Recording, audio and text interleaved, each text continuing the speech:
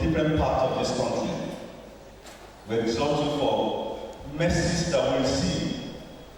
We enthrone you on high. Accept our worship this morning in the name of Jesus. Lord, we ask that your spirit will take the preeminence in all our discussions and deliberations, in all the sessions. You will take charge, and no flesh will be glorified. Blessed be your name, Father. Who's on us together for the King of Kings, the Lord of Lords, the I am that I am, the one that has been, ever been. Amen. I'd like us to do something very fast. Perhaps pray as someone greeted you this morning. You just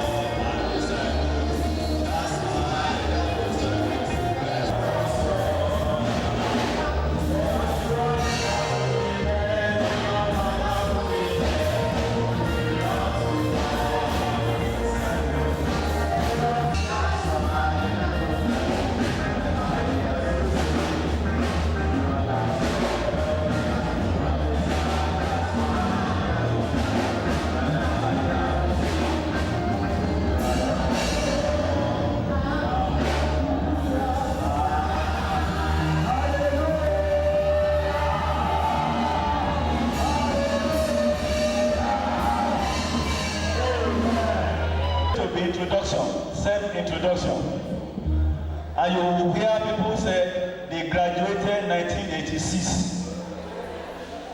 The ancient men and women. Sister Moji Petro, please stand up for record. Those ancient men and women together. She will tell us where she graduated.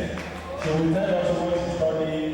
But before we from this fellowship, his late wife, Sister Olake, and today he has been invited. We know FSS 01. Hey, FSS 01. That man was the man behind FSS 01. It's not that person than Professor Deep Muleye. You are welcome. He's sharing. I want you to give you the opportunity to come over and share your testimony, and I'm sure it's going to help you. And I call you a number of people here. You are welcome, sir.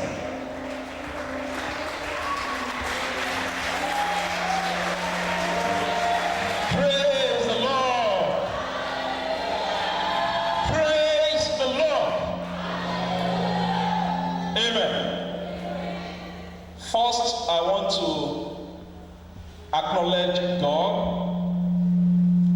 the creator of heaven and earth, our maker, our protector, the preserver of our souls. Like our brother said, I've been invited to come and share my testimony. And I told you briefly how it happened. Well, I got the university as a lecturer in 1983. And, well, I wasn't a Christian then. least I wasn't a born-again Christian. Because a Christian who goes about attending these schools and all that, is not a Christian. And he mentioned it also that I was a lecturer of FSS. FSS, Faculty of Social Sciences. There are two courses there. One mathematics, the other statistics. For quite a number of years, I was in charge of those two courses. Now, this particular one, in the year 1984, I was in charge of the mathematics aspect of it. And, mathematics is not an interesting course, at least for those in the social sciences. Many people fear it. And so it happened that most times after lecturing, some students will say they want to come and, have some special explanations. And of course, I was very thrilled with the student there. And so there was this afternoon that Sister Yebisi, then Uluwale, together with one brother of blessed memory now, came to me to say that they want to come and see me at home. They didn't tell me what you are coming to do. But I naturally believe that, well, maybe they will be coming around for some explanations. I said, okay, you are welcome. So that day they came around, and at the very moment they entered and I found them holding Bibles, I know that this wasn't a case of FSS.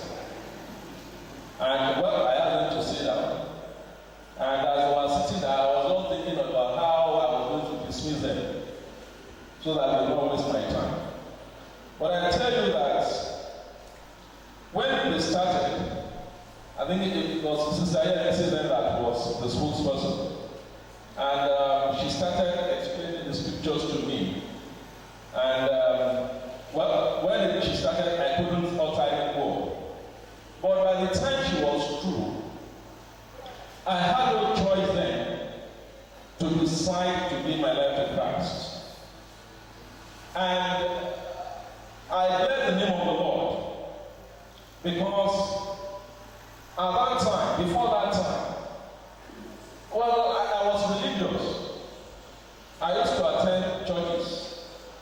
On Sundays, when going for a fellowship in a particular church near my house, I would always hold one very small Bible and I put it in my pocket so that people would not know that I was going to a church. Such was the type of Christianity that I was practicing. But from that very moment, it was no longer a hidden thing that people just had to know that I had become a Christian. I was invited to the fellowship and I went. Before you knew it, the story was all over the place that the player has become an SU. And I had somebody, one of the old friends, say, don't mind if you soon come back to join us. And I thought to myself, will I ever go back to them? My brethren, 1984 till this time, I have not gone back.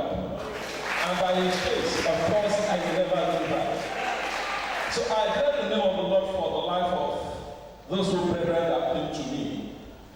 They actually did the evangelism on that day, and they won my soul for Christ.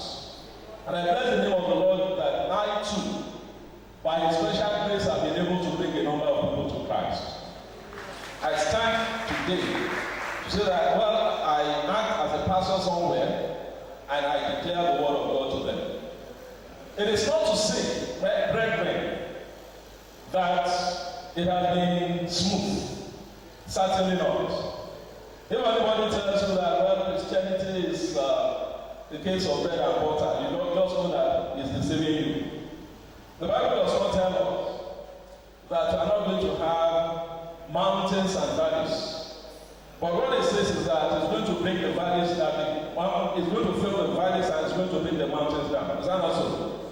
It didn't say we are not going to pass through fire. But it says when we pass through, it's not going to burn us. Is that not so? It said that we are going to pass through water that is not going to drown us. I can tell you that I've had mountains and I've had valleys. I've passed through fire and I've passed through water. But here I am today to say that Jesus is Lord. My brethren, pleasant one, and I was swept away by such doctrine, a very bad one. But I bless the name of the Lord all the same that I remain a Christian. As you are just dancing and it just came to my memory what the fellowship used to be in those days. It's always a place where whenever you are there, what will really come to mind is the experience of those disciples on the Mount of Transfiguration. That they saw the glory of God. And they said, oh God, look, Jesus, it's better you just have 3 tents there. One for you, one for Moses, and one for Elijah. They didn't want to go back again. So as been the experience even this morning, as we shared, our lunch together, exchanging pleasantly. It's such a wonderful thing to always be in the presence of the children of God. I bless the name of the Lord that this fellowship remains and is acting stronger.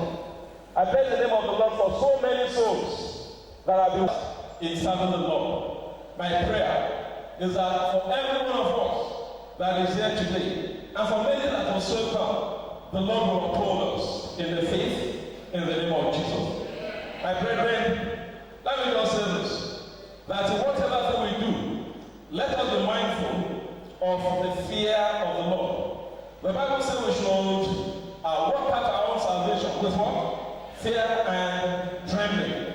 Amen. So a few years back, I went about in company of some others, evangelizing. We got to a particular man, we preached the gospel to him, and like most people, he listened to us, and by the time we are through, he told us, look, I'm a Christian. As a matter of fact, he said he's a Catholic, and they told us about a particular dream he had, that in that dream, it appeared to him that it was the time for Jesus Christ to come. Everybody was conscious of the fact that Jesus was about coming. And some people are just running out, some people were afraid, and he was one of those people that said fear gripped him. It's going to be a day of gripping, a day of question of deeds for those who will not be in Christ. So my brethren, I just want to enjoy you this morning that let us be conscious of the second coming of Christ. And let us therefore practice our Christianity in the fear of the Lord. Let us know that the only thing that will enable us to believe is a life of holiness, a life of purity. You can't be in sin and accept that you are going to be heaven in the name of Jesus. The Lord bless you. As you continue this program, the presence of the Lord Almighty will abide with every one of us. In Jesus' name. Thank you very much.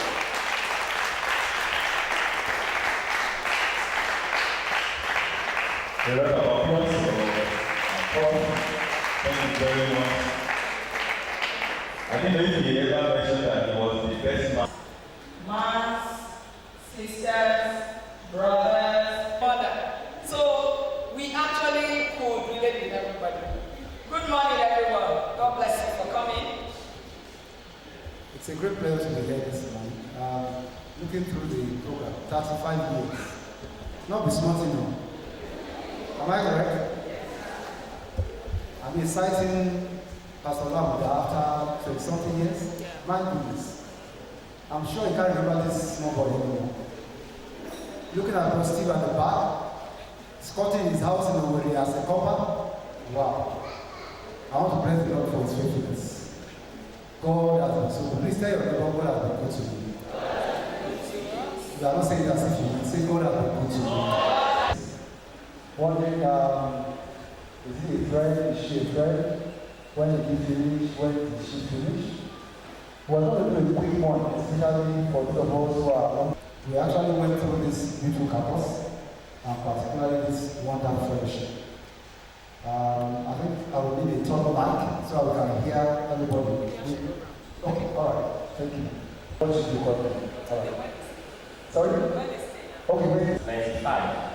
I still am correct. My name is Ogure Yiyare. Okay. Finished 1990. Wow. Master. Sorry, pause. I don't want to watch this session. Yes, so It's important. So,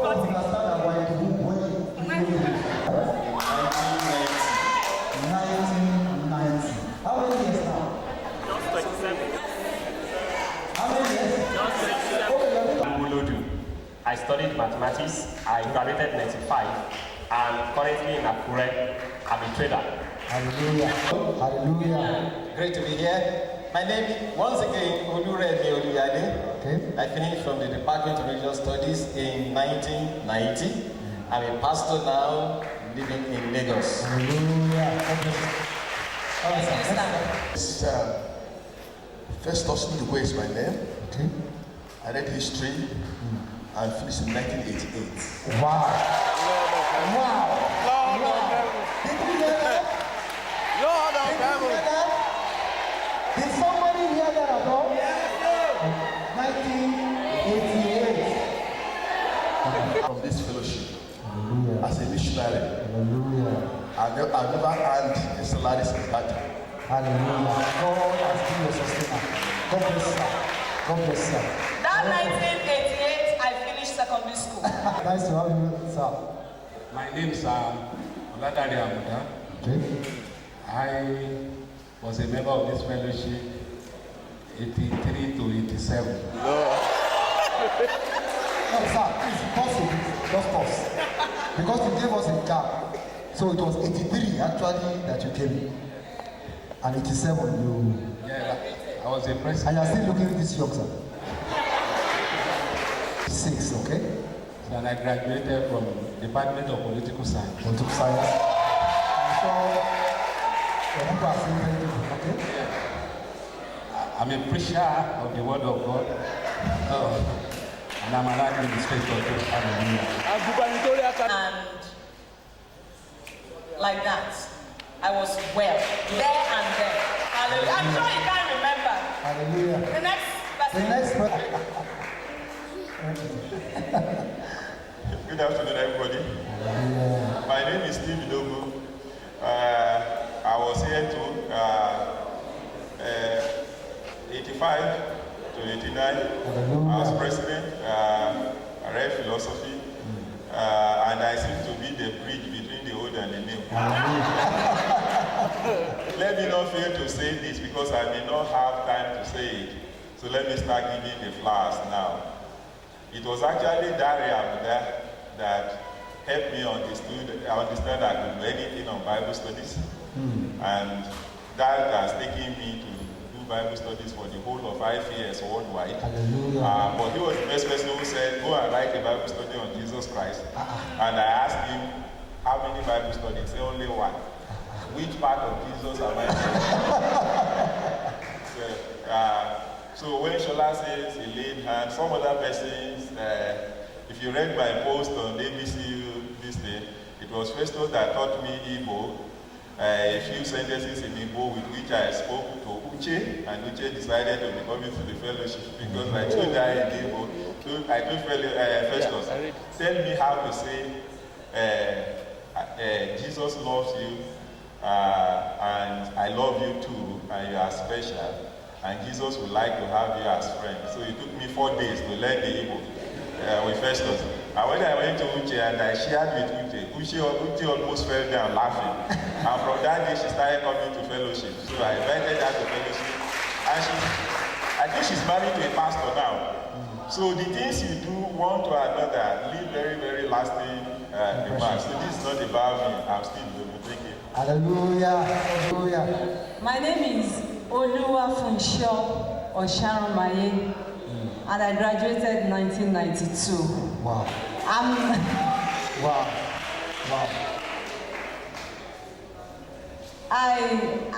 When I was asking them, am I part of the ancients?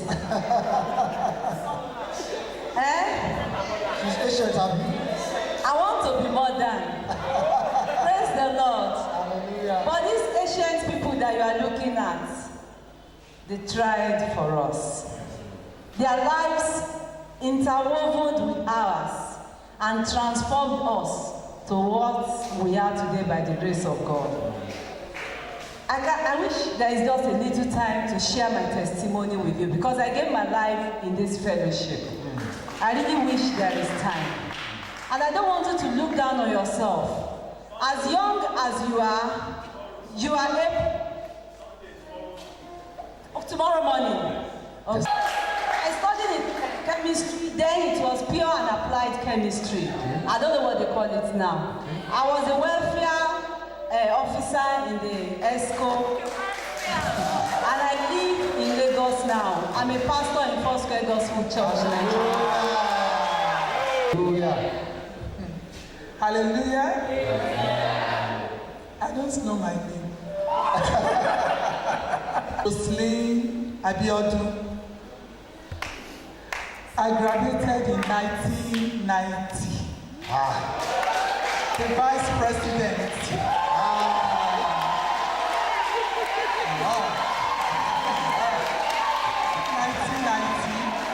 I read biochemistry. I live in Lagos. I'm a pastor in the Redeemed Christian Church of God. I'm a proprietress of a school.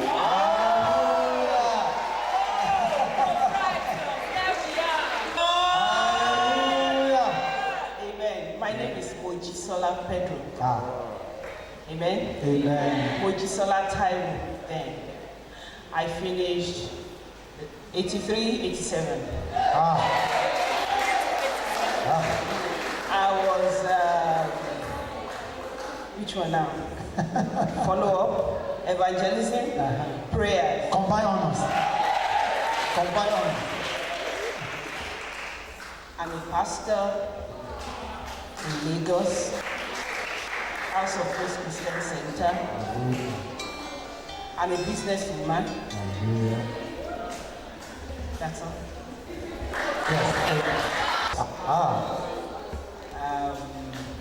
1984, Brahmuda. 84. Okay. Yes. I think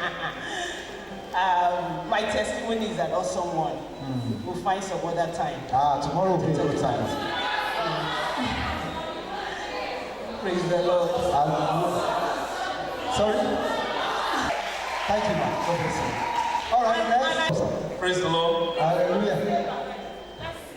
My name is Somi Bankole.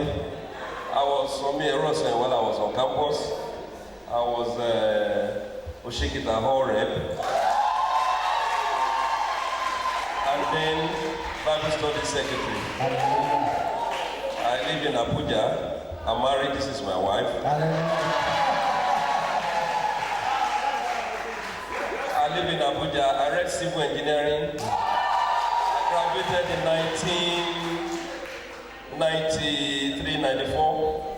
I graduated in 1994. And I'm a pastor. I'm a businessman. I'm a civil engineer. And what again? Thank you.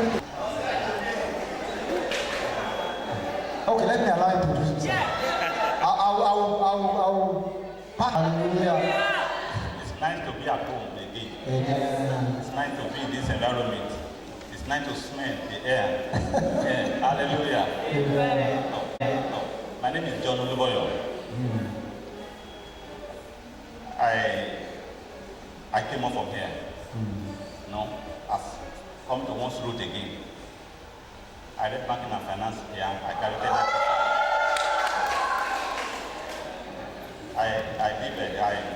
I pastored at Satellite Hall. What do you call it? Satellite Hall. Okay, Satellite Hall. And then the president of the fellowship. Hallelujah. 85, 95. So presently, I'm in.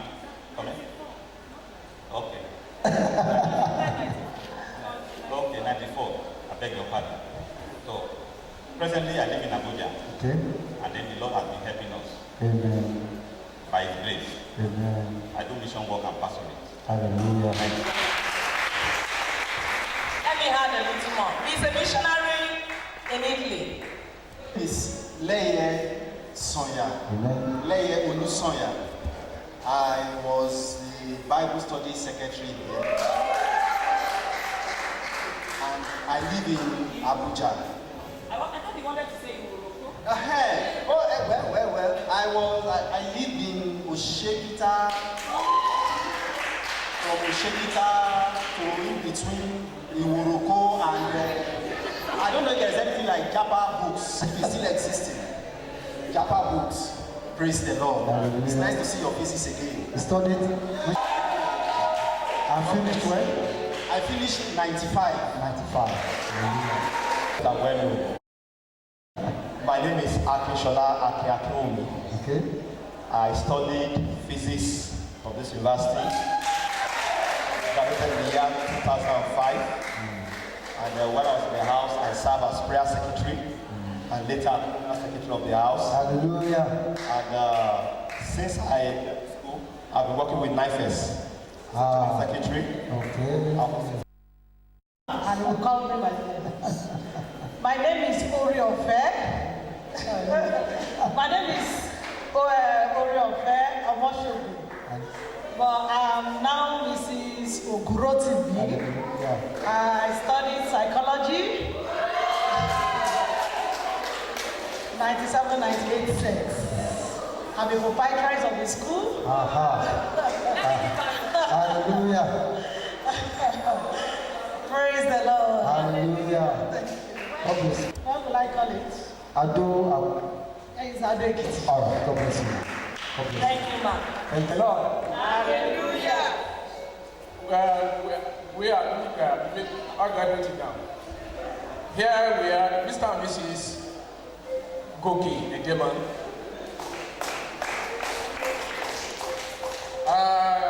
I graduated in 1997. My wife, 1995. 97. She's 95. I studied economics. And she studied English. Praise the Lord. Okay. Presently, I'm a deputy registrar in Rufus Wappo. And I'm a teacher. One of the secondary schools in Akure, imparting lives for Christ today. And presently we live in Akure. When I was here, initially, I was the assistant counselor to follow sub-group leader. Later, I became counselor to follow up group leader. Praise the Lord. Let's hear you. My name is David Akewumi. I came to this university and this fellowship as a frustrated student, and I'm about to drop out of school when one of the brethren, Leye Soya, advised me not to drop out of school. And by the grace of God, with the help of the brethren, I studied history education and graduated 1996. I'm a businesswoman and I'm also an insurance personnel. So if you have any insurance need, you can still contact. Okay, we live in Ibadan. I work with Vanguard newspapers. I'm a sales manager. I schooled here, and I served in the prayer band for 2 terms as a prayer secretary. I was also in the prayer band. Amen. My name is Shadia William, formerly Shadia Ajayi. Though I read accounting, I graduated in 2002. I serve as mission and outreach surrogate leader. Okay, I'm a minister in Redeem, and I work in Lagos. I'm a businesswoman in Ketra. Praise the Lord. Formerly Topo Mojola. I studied psychology. I finished 1999 according to Inca. Yes. But I want to agree with her for now, just for now. But I finished 1998.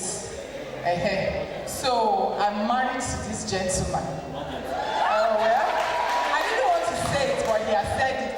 Praise the Lord. and it's been awesome. We live in Lagos, and choir subgroup, I said in choir subgroup. I'm a caterer, Olonje. That's it. My name is Oluyemi Sheyajai. I work in Lagos. I reside in Lagos. Graduated in 1999. I'm a civil engineer. I was in technical subgroup department. And to the glory of God, the first album this fellowship released, if you still have it around, I was one of the people that led the solo. So I've always had passion for music as well. What course? I read civil engineering. Thanks so much. Brother Akinwumi David, so much this morning, because I remember way back then in the choir subgroup, I was so frustrated, very frustrated. In fact, I was going to do the uncommon, but he encouraged me. I don't know if you can remember, but he encouraged me and look, take it easy, and it worked for me. I just thank God for him. My name is Babatunde Abraham. I read accounting and practice accounting. We have a lot of pastors here, and I think we should be looking into the books of the pastor. I'll be seeing you after the program. I'm a farmer as well. I serve with the Dramas of Group. You shall. Thou shalt not show in the ancient land. I reside in Lagos and work in Lagos. You finish which year? Oh, 2000. Hallelujah. You're welcome. My name is Folashade Birimo. I graduated 98, 99. Read computer science. I reside in Lagos. And department? Oh, okay. I served. I was the head usher for like 3 years. I also served with the outreach. We went to mission and all of that. Yes. And then what did I do? Your love for God and all of that. Okay. So I work in Lagos. Computer science. Thank you. All right. Adeton Taiwo. Graduated 2003. I read banking and finance. I served in the drama department and later the assistant Adebayo. I work with INEC. We based in Ado. My name is Wumi Adeton. He said Dr. Wumi Adeton. I am a lecturer, Department of, I used to say electrical, electronic and computer engineering. Because I'm actually in electrical electronic engineering, but the acting head of Department of Computer Engineering. I served as Assistant Technical Secretary and later as the General Secretary of the Fellowship. I read electrical electronics engineering. I graduated 1999. I'm Kemisola Ogidon. I graduated from the Department of Physics, 1999. By the grace of God, I was in prayer band subgroup.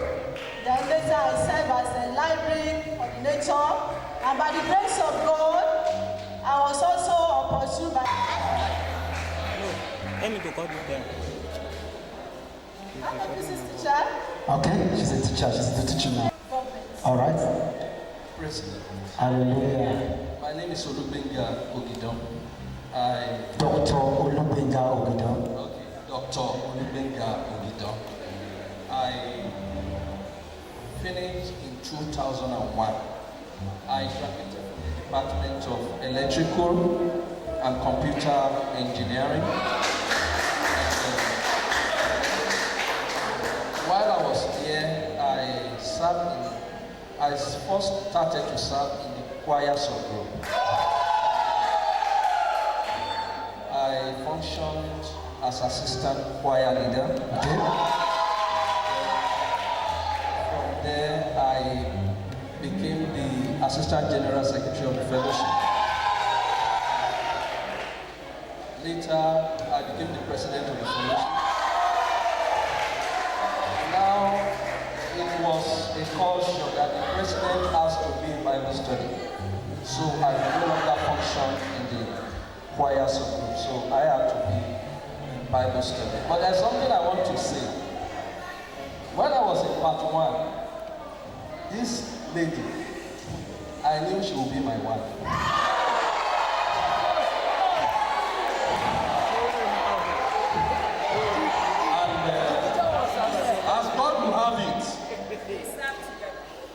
As God will have it, she was my vice president. And today we are married.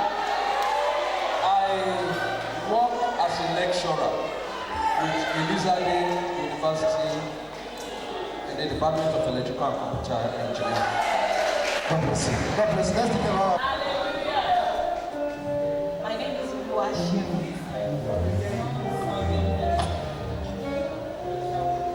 My name is Oluwaseun Adetosoye. Oluwaseun Matiluko on campus. I was in the choir subgroup. I graduated from Electrical and Electronics Department. Yeah, 2002 to 2003. We were the pioneer praise worship team. There was no praise worship team then. So I served as the praise worship team leader. I met my fine boy.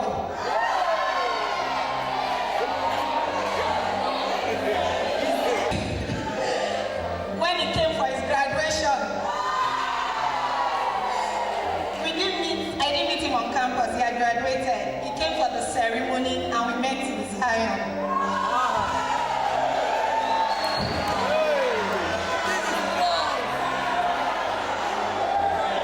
I opened my eyes. I saw him. He walked in. Fine boy. We are blessed with 3 girls. We live in Lagos. That's all. Yes, we are both farmers. We are both farmers.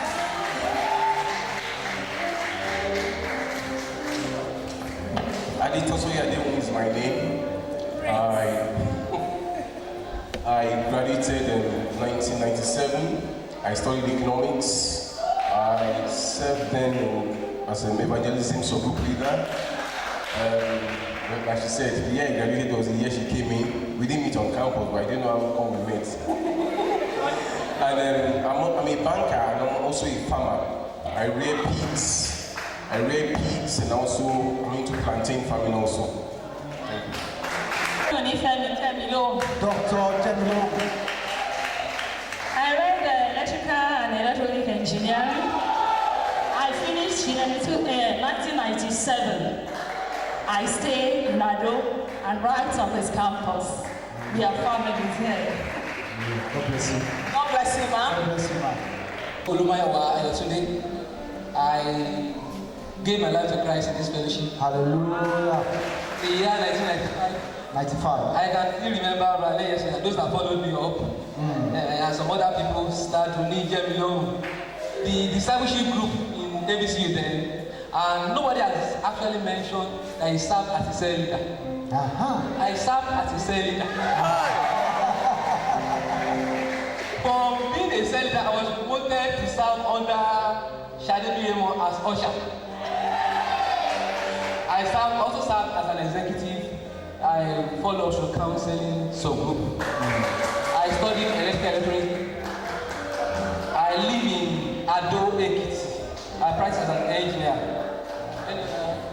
Thank you. Thank you. God bless you. Good afternoon, ma'am. I'm Sister Dada Esther Morayo. Dr. Dada. Yes, Dr. Mrs. Dada Esther. I finished 1997. I read English language education. By the grace of God, I lecture here in EXU. I was in prayer band under the teens. And shortly before I graduated, I served in Bible study. Praise the Lord. Married to engineer Dada Sam. I'm Dr. Hotel Michael Yudu. Okay. I told you I'm going back to school. I'm really going back to school. I studied banking and finance. Banking and finance. Graduated in the 73 section. Okay. I was a evangelist of group. Okay. I was a cell group leader. Alright.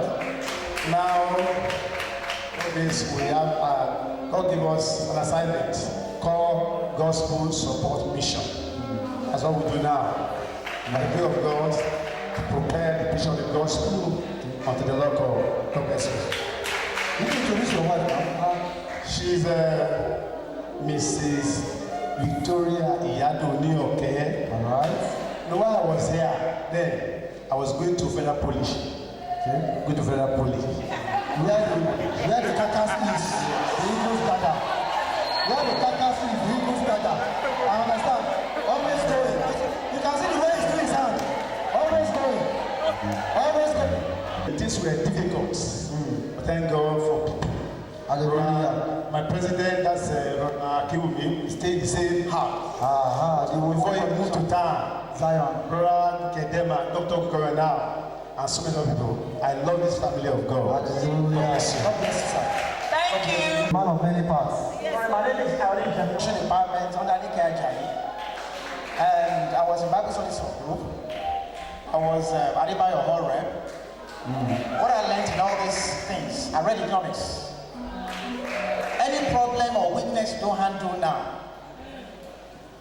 any weakness that you know that I've been telling you, it might not be seen. They tell you, leave it, don't leave it. It will handle you in future. You can't escape it. What I learned in OSHA, there are so many rules there that are not seen, but it keeps you disciplined. Today, I use the same rule to run my own company. Hallelujah. I'll tell myself, if people don't do it, people might be doing it. Your own must be different, and that will give you an edge above others. And what else? What else? I live in Lagos. When I finish, 2000. Bro, today, when did you finish? 2001. Bro, today? 2001. You finished 2000. So I think you know you. I know I was carrying. Okay, I understand. How would you remember date when all you are carrying your head is cell membership? Praise the Lord. Hallelujah. Praise the Lord. Ẹ̀sán Atinuke when I was on campus there, but now Olúnlẹ̀yẹ Atinuke. I graduated from the Department of Mechanical Engineering. That was in the year 2004. And I had the opportunity, I want to build on what Bro Mayowa just said. I first had the opportunity to serve as a cell leader, then also as the librarian of the fellowship, and finally I served as the choir leader of the fellowship. I'm married, happily married to a pastor, and we have a ministry in Ado-Ekiti here, so I'm president in Ado-Ekiti. And I'm also a lecturer in mechanical engineering department in EXU here. Thank you. Thank you. Deborah Oluwashola. Okay. I finished 2012. I served in the choir, then praise team leader 2 times, and I am here as a master student in this. My name is Akin Owonu Iladi. I finished in 2014. I wasn't a praise team leader, but I was once a cell leader, and I belong to the great choir group. It was fun. Seriously, it was fun. Thank you very much.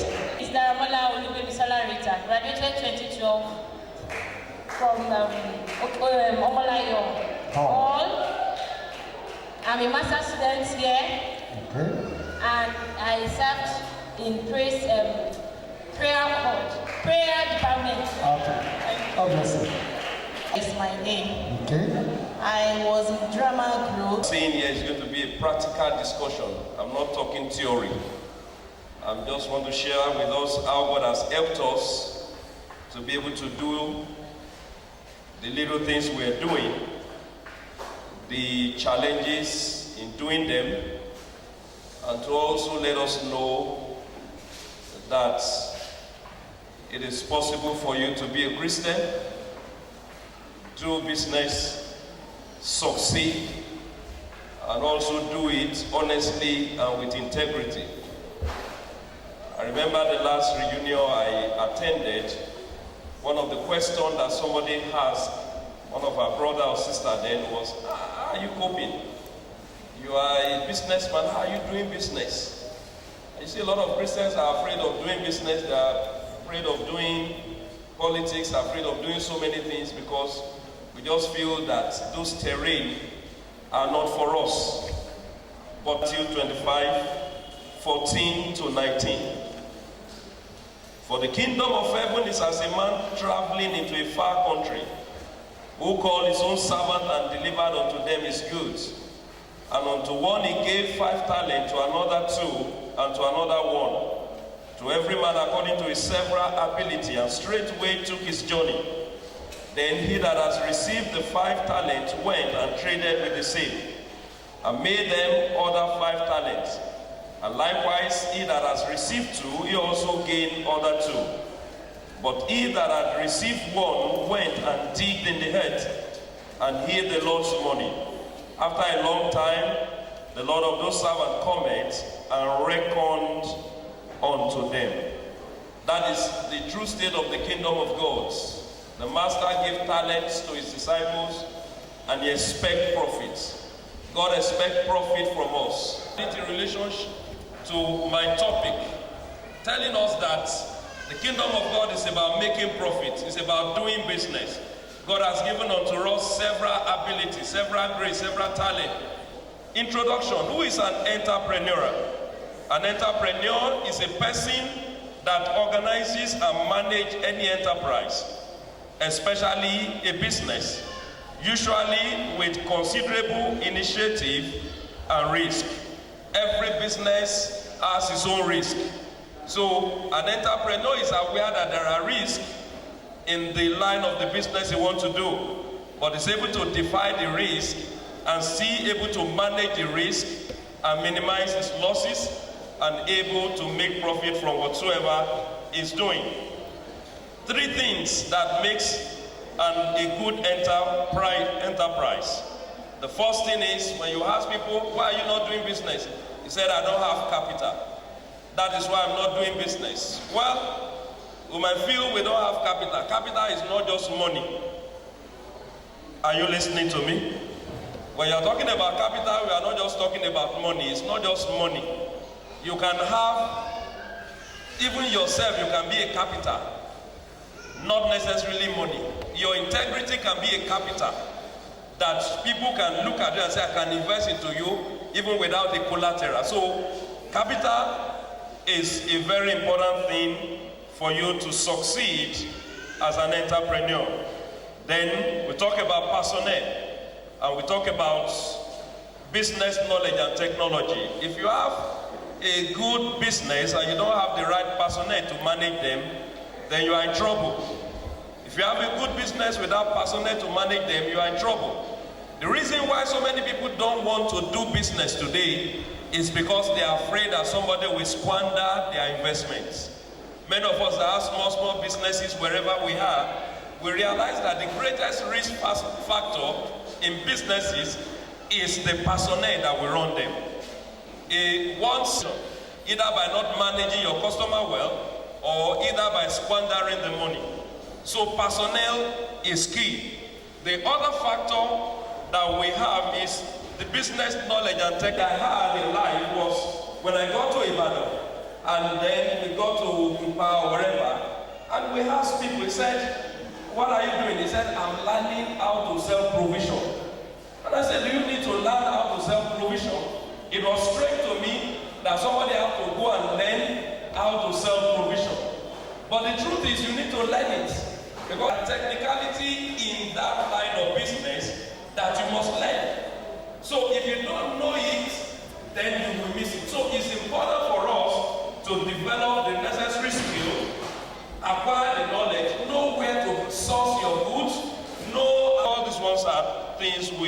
are familiar with. I'll be dwelling on the C and D aspect of this.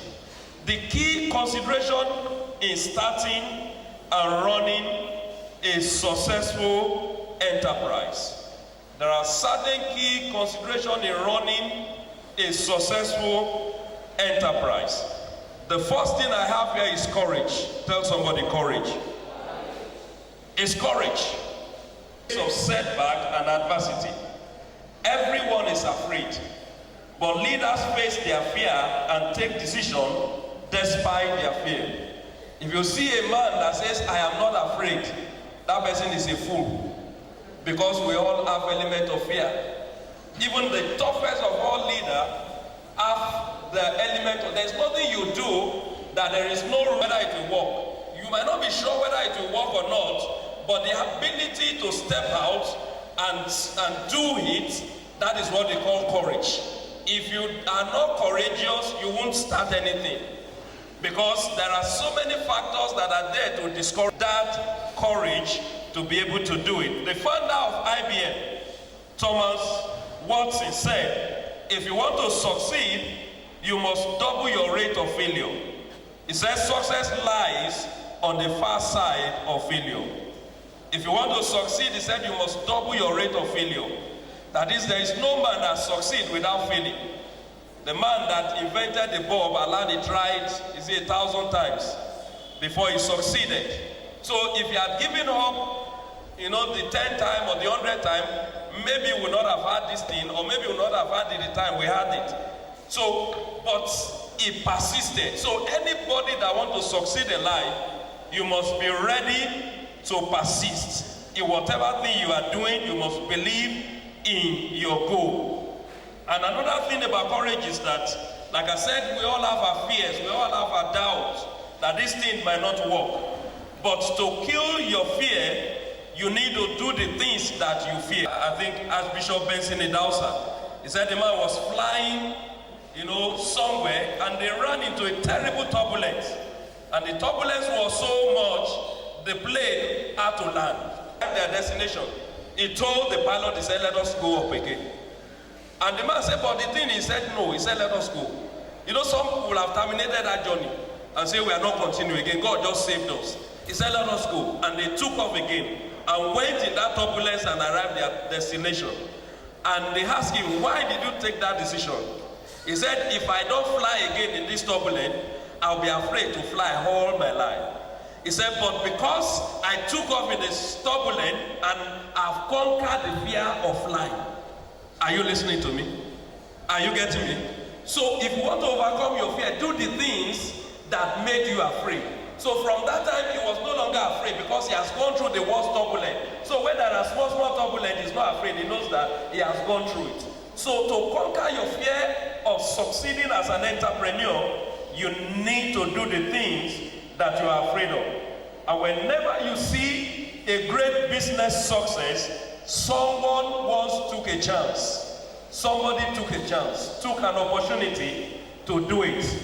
A lot of people saw it and did not take the chance, but somebody took the chance. So you need to make up your mind, be courageous if you want to succeed in business. They will tell you nobody has succeeded. They will tell you the street is not marketable.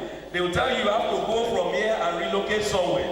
Of course, those factors are good, but you need courage to be able to succeed. Another consideration you need to have in starting and running a successful enterprise is you need to start small and grow it. Many of us, when we want to start business, we're looking for, I need the millions. Oh, I don't have capital.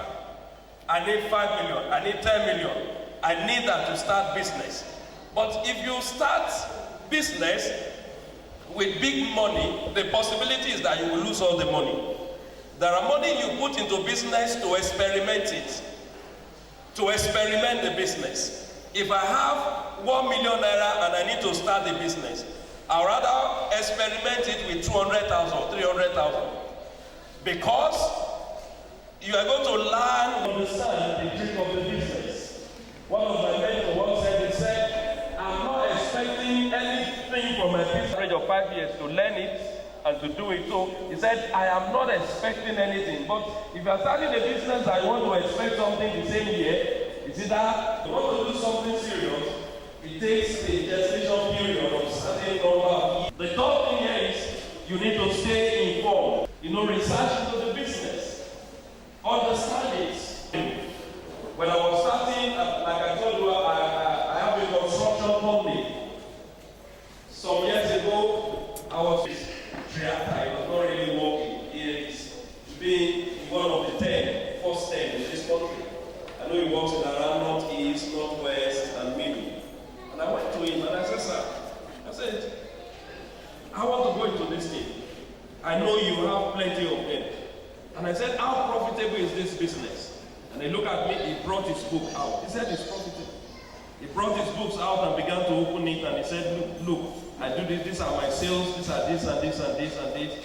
And when I look at it, and I say, you know the pitfall, unfortunately for me, by the time he was showing me his book, my staff, that is my project engineer in Mina at that time, because I bought some, asphalt people. Don't start a business on your own. Start a business, especially if you are starting afresh. Number one, if you get a shop, I've seen people that start, I want to do this, I need this, if I just have this money, and you think that in 6 months I will return. It is not true.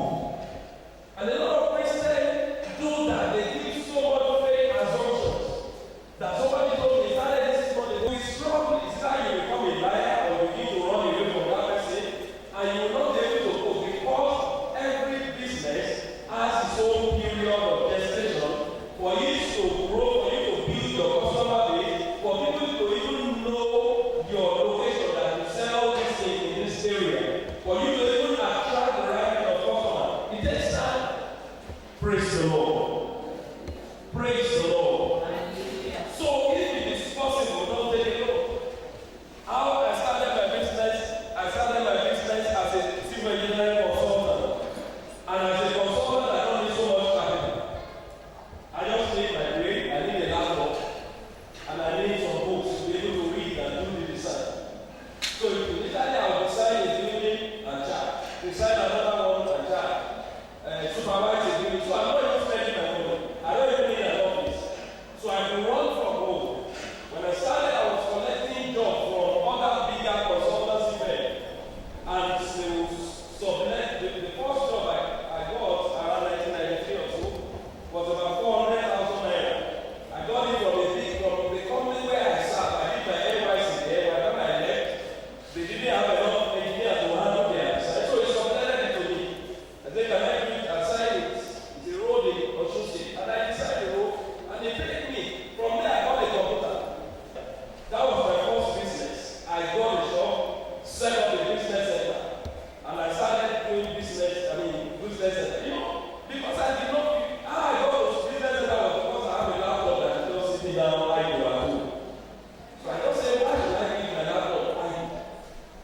And I got a printer, and I said, why don't I set up a business center? So I got a shop, set up the business center, employ somebody to just stay there. Let me say, because they will not break it. The person will go to University of Ibadan to collect project from University of Ibadan. And they will type it, you will print, because it is just one computer, correction on the laptop. And you might be doing it for 1 week. Worst case, you will print black for the person to read, you will do correction again. On the long run, the charge is 10 naira or 5 naira. You fuel your generator, you do so many other things. On the long run, I was not able to make anything. Number one, I employed the wrong person. The person I employed was just a typist. She was cheaper for me. I really employed somebody who is a graphic artist. Because the money is from graphic artists when you design posters, handbills, and to the University of Ibadan to collect projects, and then we'll spend 2-3 days to type somebody's project. Business center all my life.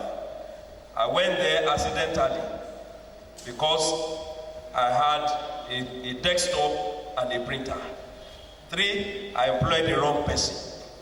And then because I was growing, maybe when there's no NEPA, you are off. And a lot of customers will disappear because they want somebody who is reliable. Praise the Lord. Praise the Lord. So we need to understand that in the line of business, we need to get the right information. Like I was saying, don't start on loan if possible. And number 5, I said, give time for business to mature. Allow your business to mature. Too much profit in the first 1 year or the first whatever, you might not be able to realize your capital. Still plow it back if it is possible. And number 6, I said, register your business, pay your tax and do what you are doing. I've had people that don't have companies. And many of them will run and say, hey, please, my company is, I don't have tax clearance. And I know somebody who is ready to give me job. Please, can I use your company? As much as possible, I said, sorry. You might not be, occasionally in those days I allowed them, okay, use it. But I realized that some might even use your company and create problem for you. Because you're able to get to certain level. Are you listening to me? Are you listening to me? Because you don't know when the opportunity will come. Your uncle might relate with. But there are people who are ready to share their wealth of experience and tell you how you can succeed. They are happy when they see other people succeeding. It's not people who are intimidated when they see others succeeding. But they are happy when they, with the number of people they have been able to bring up to succeed. Another investment in fixed assets, such as office space. Out of 80% of everybody that have come to me and said, as a pastor, I need money to do business, I need money to do this. When I ask them, what do you want to do? The first thing they will tell you is, I want to get it, I want to rent a shop. I want to rent a shop. And so I was okay, why? Okay, how much is shop? One of my members came to me about 2-3 years ago and they said, I was even the one that called him. I saw him. He's somebody that has a lot of energy and was ready to work. So I said, okay, come, what do you want to do? I think you should find something you want to do. He said, my wife is a typist, we have a business center, we have this, I'm a dry cleaner, I can do this, I can do that. And I said, okay, fine. I said, I'm going to give you 200,000 to at least invest into something. I said, what do you want to do? He said, I'll first of all go and rent a shop. I said, no. I said, shop is not the first problem you have. The first problem you have is, do your business from your room first, or stay under one tree and be doing your typing. Get a place that you are not paying rent and be doing it. When you build your customer, you have people that believes in you, that you can drag to your shop after 1 or 2 years, because they already used to you, you already have their information. They will follow you because they know you can do a good job. But going to rent a shop, nobody knows you. It will take you 6 months to 1 year to have enough customer that can sustain you. I said by that time your shop rent will be due, and I will not be there to give you another money to renew it. Praise the Lord. Hallelujah. And I asked again, what do you want to do? He said, shop. I said, well, if you want to take my candid advice, don't rent a shop. But they said, however, if you are sure of your formula and you are so persuaded about it, you can. But I can assure you, don't rent a shop. The man became wise. Was not wise enough. He took the money and went to rent a shop. He was living in Lugbe, those of us that know Abuja. Went to rent a shop in Gwagwalada to get a very cheap shop. Went to Gwagwalada to rent a shop. I rented the shop there. After 2-3 months, he did not even have transport money to go to his shop. Are you listening to me? The business were not doing well. He could not recoup the money. And then after a year, they came to church and they couldn't come back to me. I said, what did you do? He said, I rented a shop. I said, okay. God bless you. God bless you. God bless you. What do you want me to do? I'm a strategic investor. I don't invest into waste. I earn my money in a difficult way. So I can't put investment into your life and you waste it and expect I will put it again. It's not possible. It's better you put it where it will yield profits. And the person will not come back to you tomorrow and say, I need them. You know that one is settled. Are you listening to me? Are you getting me? So what I'm saying is, don't put your money so much in fixed assets, stocking things and things like that. I have one of my members in Abuja.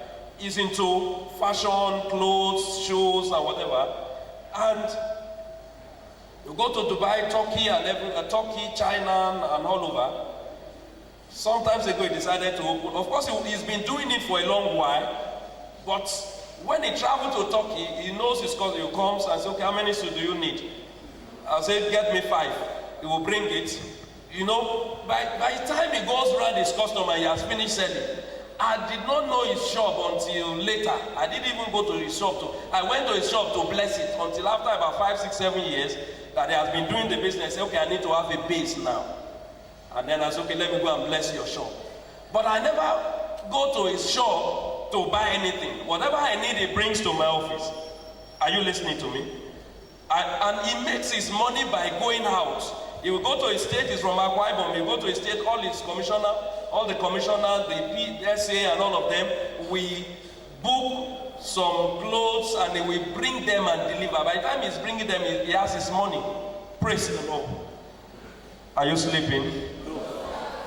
So what I'm saying in essence is, before you start investing in fixed assets, grow to a certain level that your growth can pay for the rent or whatever asset you are investing in. Then number 9, we need good record keeping. A lot of people are doing business, they don't even know how much they are making. They don't even know the difference between their capital and their profit. They just wake up and say, how much did you make today? He said 20,000. They put it in their pocket, they walk away. And then when it is time to restock, they don't even have enough. But if your profit is 2 naira, why don't you take the 2 naira and say, this is my profit? But a lot of people no record of what they are doing. There is no record. They are just doing it from the... And there are enough computer software that can guide you, that you can begin to keep your record and can help you, to run your business. So that even if you don't have an auditor to come and audit you, you can look at it and know that this is the profit you are making.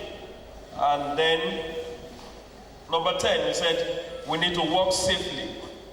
You need to work safely. Whatever business you are doing, you need to work safely. Create a safe working environment that is not going to be injurious to anybody. Work safely. Do things that that will not bring injury to anybody. Praise the Lord. Praise the Lord. A workable business plan.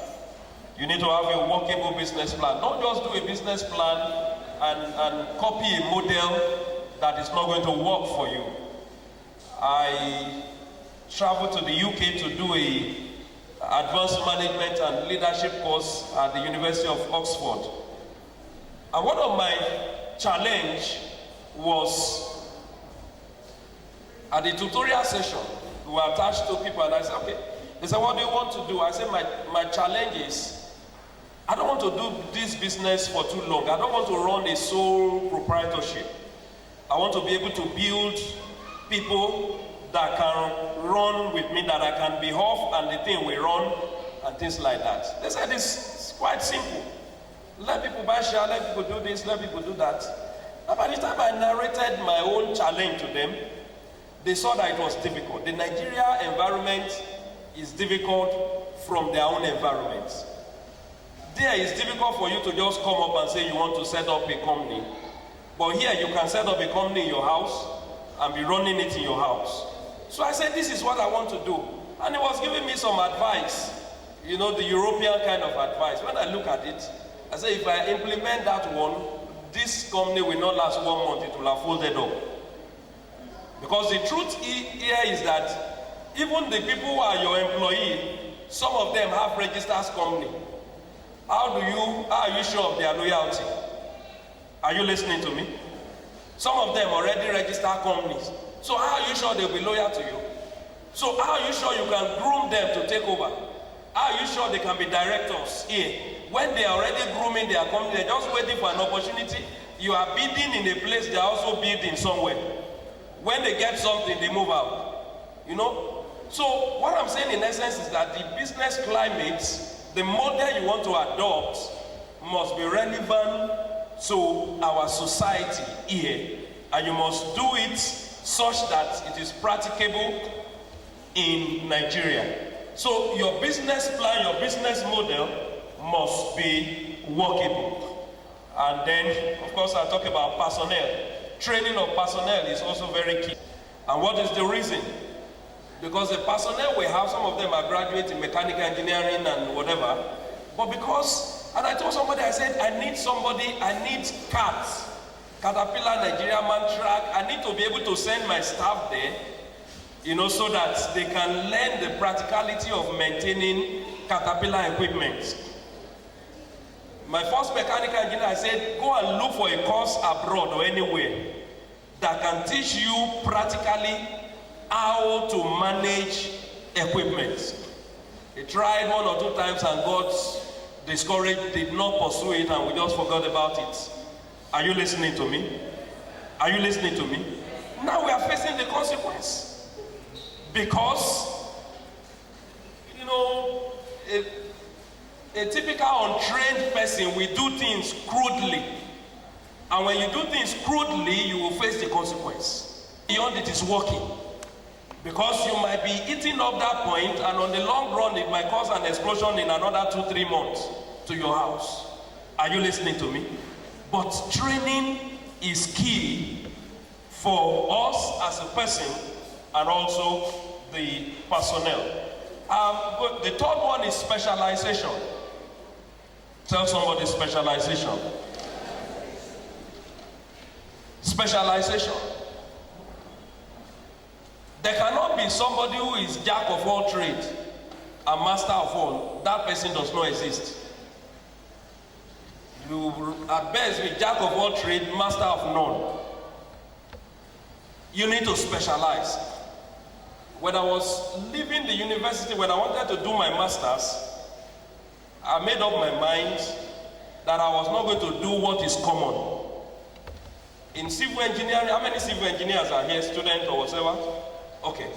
In civil engineering, I know the area people run away from. A lot of people like to just do building, just do structure, just design building, collect 50,000, put it in your pocket and walk away, or stamp for people. That is too common. That is the most general area that most civil engineers will do. If you are exposed, you do highway, roads. Some will go and do water, dams, and the rest of it. And others will do bridge. So I made up my mind, and I know that bridge is a very difficult area that a lot of people run away from. So I made up my mind I was going to specialize in bridge. So I did my master's in structure with bridge. And I did my PhD also in bridge.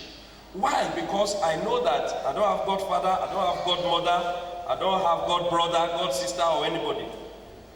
And I know that I must be able to develop myself and be competitive with anybody. To the extent that without any link, I must be able to have an edge. If your father is the president of this country, and you are bidding for a bridge work, and you don't have the skill, I will permit you to get it with your connection, but you will look for me. Are you listening to me? You will look for me, because you won't be able to do it. And the kind of bridge I want to do the kind of bridge that maybe not more than 10 of us in this country can do. So how will I be idle? Are you listening to me? I don't want to do what everybody is doing. the competition will be too stiff with everybody.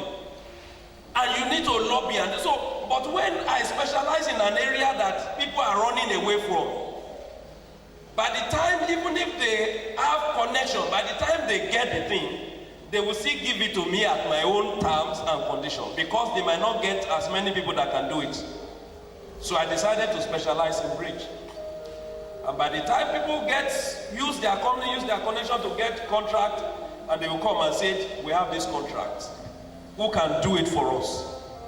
And they said, I know 2, 1, 2, 3, 4, and somebody will mention it, and you'll be busy. But when you say you are doing structure, even a drug man will tell you he's a structural engineer, and he will say, I can do it. An iron bender will say, you don't need an engineer, that I can do all these things.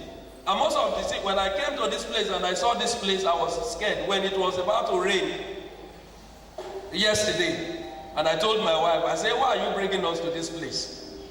I said, why are you bringing us to this place? And I said, when I came here and I saw this one like this, I saw this one like this, I said, just sit in a place where we'll be ready to escape. Hallelujah. Hallelujah. Hallelujah. I'm not scaring you. It will fail. You know, it will fail. But the fact is this. This work is not a structural engineering work. Are you listening to me? A structural engineer will not do this kind of a thing. You might have a welder might have convinced the executive of this fellowship that they can do it. A carpenter doing roof might have convinced the executive and said, don't worry, I should be his roof. We just put one pole here, put one pole here, put one pole here. They said, no problem, we'll do it. I will say, have you done this? I've done this somewhere before. And you give it to him. Because, so how can I, and I'm in this town, in this country, and a welder is taking this job from me. Praise the Lord.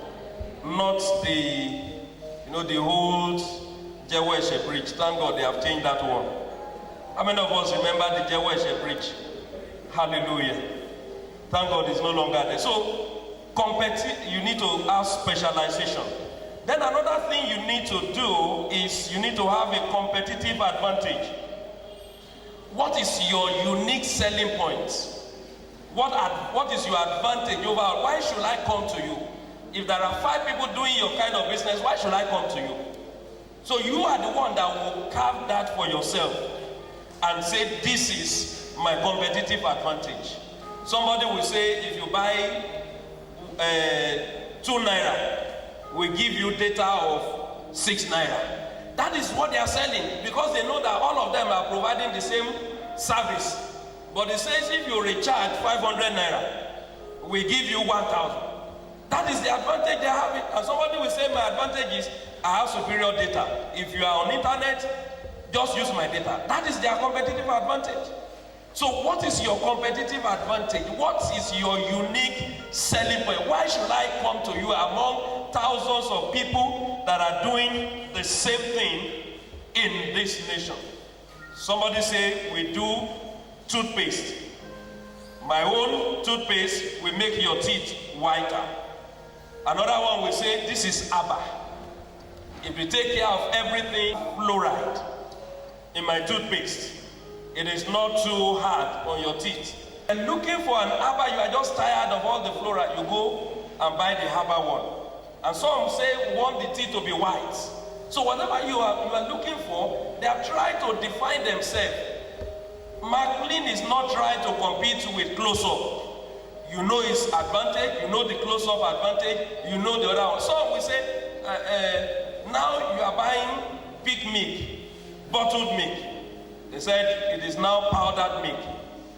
And somebody decided, I said, okay, now if you cannot buy powdered milk for 2,000 naira, let's do it in sachets. And Cowbell took over, started the sachet. And people now, you can just buy sachet, 5 naira, pour it inside Gary and soak it and walk away. Without needing to look for 100 naira to buy a tin milk that you will use half and cover and put in the fridge. How many of us know what I'm talking about? So you can just open and then you don't know whether it's infected with something before you go. So you can just buy 5 naira or whatever sachet of Cowbell and pour, and other people started copying them. So that is the competitive advantage we are talking about. Then we talk about segmentation. Who are you targeting? Your shop, no sale. Your shop is located somewhere. The people that want to buy imported goods from US are not likely to come to this place. And I said the people you are targeting are not even likely to come and buy from you because they will fly to US and buy it themselves. Are you listening to me? So I said, so if you want to buy, go to China, go to Dubai, buy for the students, the middle class that are not able to go to China, they will come to your shop and buy. But other people will rather wait for their holiday, which they will go in September, and buy whatever they need. I said, so they will go to America, go to Europe. I said, they won't come to your shop. I said, but if you want to target them, go and get a shop in Transcorp Hilton. Are you listening to me? Are you here? I said, go and get a shop in Transcorp Hilton. Pay through the nose and charge them through your mouth. So that by the time you pay to get your shop, and those people are not going to buy too many. The Nokia phone or Samsung phone that you are selling for 100,000, you can sell it for 400,000 naira if you have a shop in Transcorp Hilton. The same thing, the same model, the same everything. And the people will prefer to buy it from you without blinking an eye. And you won't feel guilty that you sell for 400,000 naira, what other one, because of your location. Are you listening to me? So who are you targeting? Who are your customers? If your customers are students, then come and locate it among them. But if your customers are the high class, you want to be selling to governors, to commissioners, you can go and site your shop in Iwuruku and expect that they will come. They won't even want anybody to see them coming to buy in Iwuruku. They say, where did you buy it? I bought it from a shop in Iwuruku. You will have demeaned them. Praise the Lord. Praise the Lord. Praise the Lord. And then number 6, we need to, there's what I call the law of concentration. Your 20% customer, you need to concentrate on them. They are very important. I thought it was 419. Maybe it's still 419, I don't know. And I said, okay. I said, what can I do? He said, how is our service? I said, it's good. I said, do you have any complaint? I said, no complaint yet. And he said, okay. I said, you are one of our premium customers. I said, how?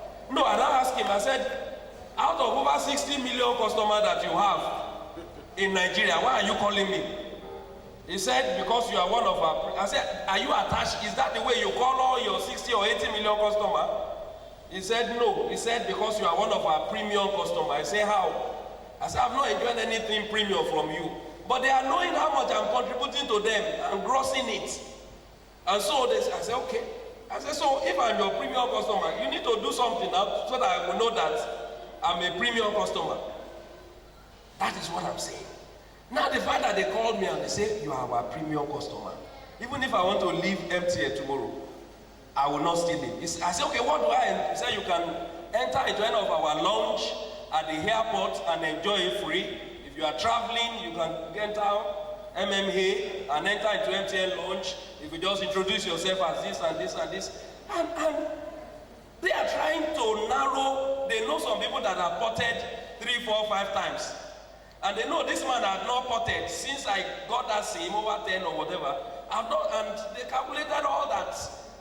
This line has contributed to them over the years. And they say you are a premium customer. I said, okay, let me begin to feel that thing now. If you begin to give me free credit or whatever, you know. So what I'm saying is that don't joke with your premium customer, your 20% customer. Narrow, especially know how to take care of them, especially know what to do for them. Every Christmas, New Year, what I do is I might not have money, but I buy Ampas and I go and give it to everyone that has contributed in one way or the other to my business. I'll go Ampas 50,000, 20,000, 100,000, depending on what you have done. And I give it to them. spend hundreds of thousands, if not millions, on hampers to just give to